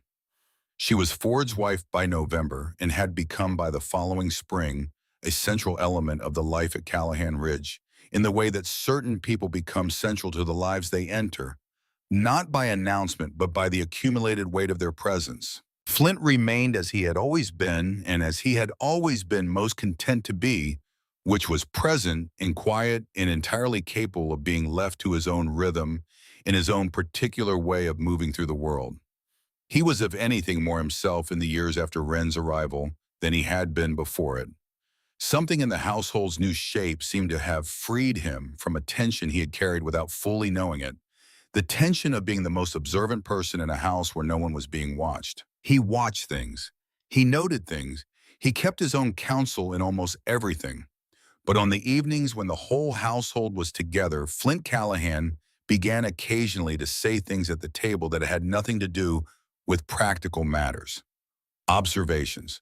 The kind of thing Elizabeth Callahan had apparently done in this same kitchen, in this same chair by the fire, the things that came from a mind that made connections and had until recently been keeping them mostly to itself. Wren heard him and thought about what Ford had once said, that Elizabeth had made connections out loud and she had not known at the time what was in her power to preserve. She thought sometimes that perhaps this was what they had given each other without knowing it. Not a rescue, not a resolution, simply the conditions in which people can be more fully what they are. 25 years later, on a morning in October of 1899, Wren Eloise Callahan stood on the porch of the house that Bridger had built. She was 48 years old. Her hair was still the honey color it had been, though threaded now with silver in the places where silver comes first at the temples and along the part. Her eyes were the same gray blue they had always been. She had the particular quality of a woman who has lived a physical life in an honest landscape, lean and capable, with the kind of face that aging had made more itself rather than less. The morning was the specific kind of October morning she had come to love most of all the mornings this country produced, cold enough to see your breath. The sky that deep and exact blue that only happens in high elevation autumn, the mountains to the west already white. On the upper third, the aspens in the creek bottom gone gold and beginning to let go. Bridger came out and stood beside her. He was 59. He had slowed in the way that working men slow the body, having made certain permanent records of the labor it had done, the shoulders still wide, but the walk more considered, the hands as calloused as they had ever been, but deliberate in their movements, in a way they had not been when he was 34. His hair had gone entirely gray, and the gray had the quality of something that suited him, a color that had been waiting for the right time to arrive. He stood beside her and looked at the mountains. He had always loved them best at 4 in the morning, when there were no colors, only shapes. But he had told her once in the way that Bridger Callahan told you the most important things briefly and in passing, and never twice, that the morning he loved best now was this one, the one when the colors were there. She understood what he meant. She had understood it for years. From inside the house came the voices of grandchildren. Ford and Harriet's oldest had 3 of her own now, and they came to Callahan Ridge in the summers and sometimes at Thanksgiving, and made the kind of noise that houses with children in them make, which is the sound of a structure being used for everything it was built for. The oldest of the grandchildren, a girl of 9 named Elizabeth, had her great-great-aunt's name because Ford had insisted on it, and Harriet had agreed, and Bridger had said nothing, and looked at the mountains with an expression Wren had learned to read as the kind of emotion that Bridger Callahan protected by saying nothing at all. Flint was still on the property. He had built himself a cabin at the edge of the woodlot 20 years ago, which suited the nature he had always had the need for proximity without complete enclosure. He came to the main house for meals more often than not, and for any occasion that mattered always. He had become over the decades the person at Callahan Ridge who held the longest and most precise memory of everything that had happened on this land, a kind of living chronicle. When the grandchildren asked questions, they asked Flint because Flint told you exactly what had happened and never added to it and never simplified it, and you could rely on the account completely. Young Elizabeth had asked him the previous summer why he had never married. Flint had looked at her for a long moment with those reading eyes. The eyes that had not changed in the way that eyes do not change, even when everything around them does, and he had said, "I married the life. Some people do that. It's enough." Elizabeth had thought about this and then said, "Was it always enough?" Flint had smiled at her, the smile that was small and real and appeared so rarely that when it appeared it was worth considerably more than a larger smile would have been. "No," he said. "Not always, but mostly yes, and that's a better answer than most people get." Wren had been within hearing when this happened. She had not said anything, but she had thought about it for a long time afterward. On the porch in the October morning, Bridger said, "The east fence on the lower pasture needs work before the snow sets." "I know," she said. "Flint mentioned it. I'll take the boys out this afternoon." They stood in the comfortable silence that is not the absence of things to say, but the presence of so many things understood that saying them would be redundant. She had read years ago that the measure of a marriage is not in its grand declarations, but in the quality of its shared silences, and she had recognized in that observation something she already knew from living it. Below the porch, the north pasture lay in the early morning light, the grass gone pale gold, the first frost of the season on the low places. The cattle were moving in the east section, which meant Flint had been out before first light, which was what Flint did and had always done, arriving before anyone else, and doing the things that needed doing before anyone else was awake to see them. From inside the house, the sound of a child's feet on the stairs. Then the door opened, and young Elizabeth appeared in her nightgown, hair tangled, looking for someone with the directness of a 9-year-old who has not yet learned to approach adults circuitously. "Grandma Wren," she said, "Uncle Flint says there's a hawk riding the thermal off the South Ridge. He says it means something. What does it mean?" Wren looked at the girl. She thought about Flint in the wagon 25 years ago, pointing at the hawk and saying "Redtail." Good sign. They follow the rabbits. Rabbits mean the land is healthy. Hawks mean the rabbits haven't overpopulated. Balance. "It means the land is healthy," she said. "Go ask him to explain the rest. He'll do it better than I can." The girl ran back inside. Wren could hear her calling for Flint, and then the sound of the back door, and the girl's feet on the porch steps, and the change in the acoustic quality that meant she was outdoors, now moving in the direction of the woodlot.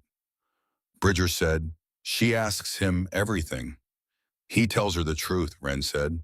"Children can tell the difference." She looked out at the mountains and thought, as she sometimes did in moments like this, about the morning she had arrived, the wagon stopping in the October dust, the 3 men, the letter in her hand, the paper softened along its folds from reading and rereading.